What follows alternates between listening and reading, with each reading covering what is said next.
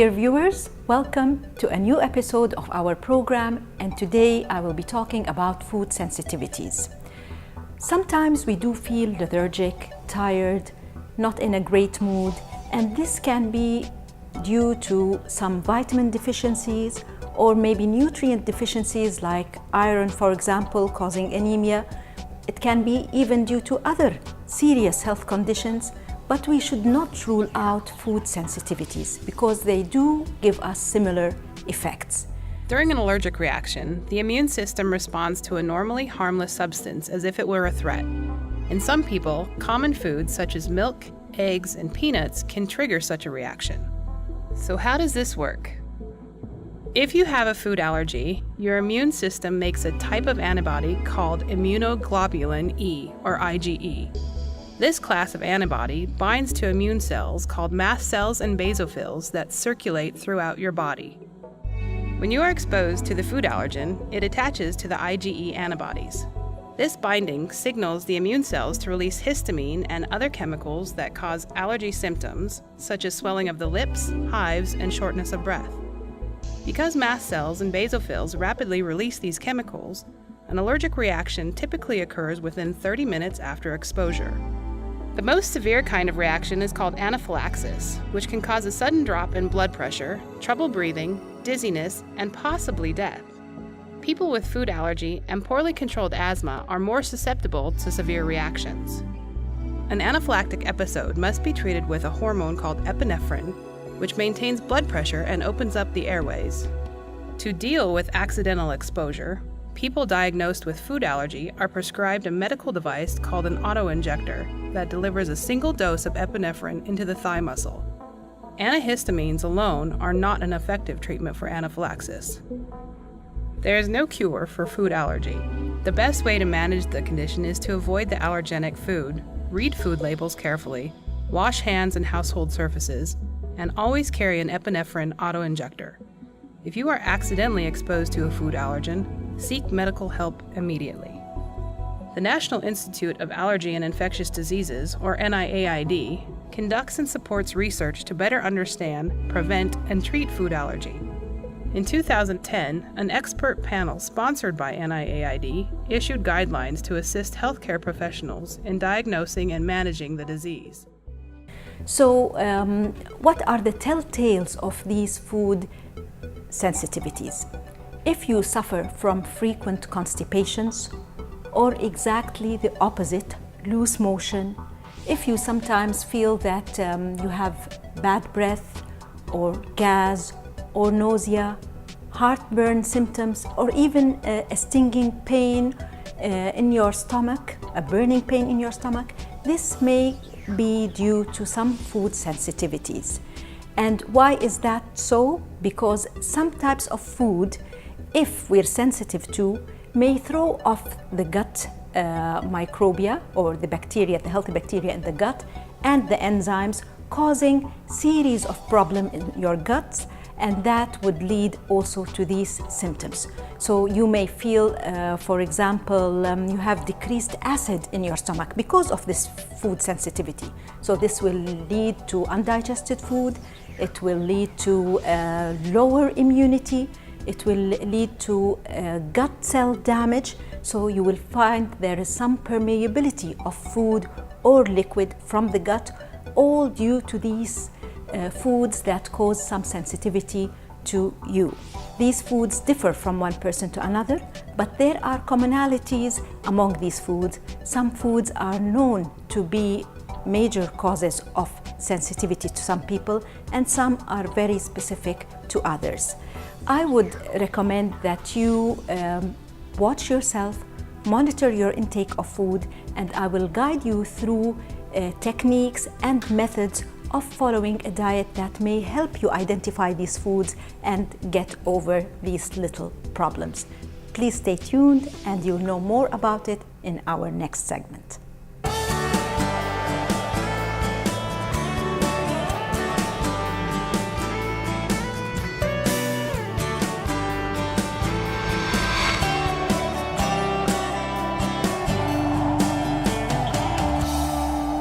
Dear viewers, welcome to the second segment of our program, and today we're talking about food sensitivities. As we've mentioned earlier, that our gut will help us tell about these foods that cause insensitivities, but the effects go beyond the gut as they may target other organs like the brain. For example, if you feel that you're lacking concentration, you have a brain fog, you have a swing in mood, and even hyperactivity or kinds of ADHD where there is lack of concentration or hyper distraction of doing things, that may also be a cause of some kinds of foods that may cause some sensitivities. Also, our joints may be affected. Arthritis may be due to some kind of food sensitivities. Asthma as well may be triggered by some food insensitivities, so it goes really beyond our gut and it may target different organs, including our skin, for example, when we have the outbreaks that also may be attributed to some foods that we eat. So how do we overcome this thing?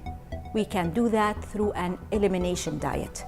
I told you earlier that there are foods known to cause sorts of food insensitivities, and I'll start by fruits.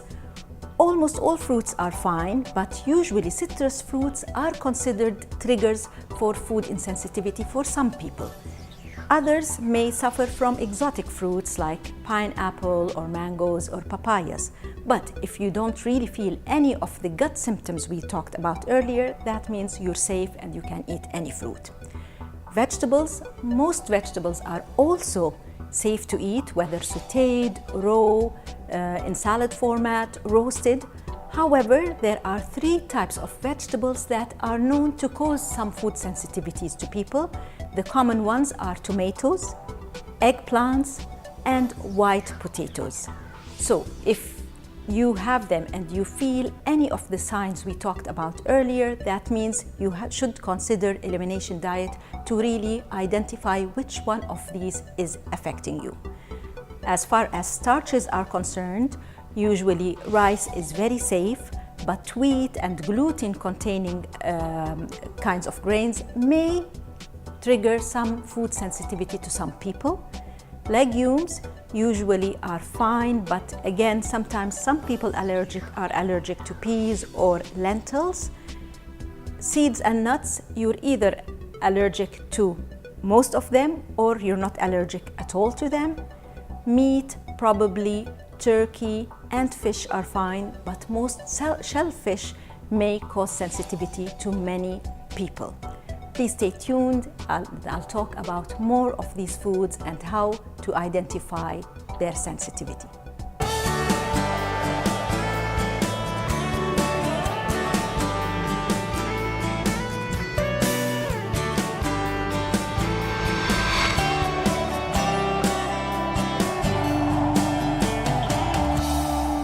Dear viewers, welcome back to our program, and we're talking about food sensitivities. Of course, a lot of people are allergic to milk or sensitive to milk, let's put it in that way, either to cow's protein or to lactose itself or to any other component of milk. Usually coconut milk is safe, and people can have almond milk or coconut milk instead if they know it's causing a lot of gases or bloating or any kind of the gut symptoms that may really draw your attention to a possibility of food sensitivity.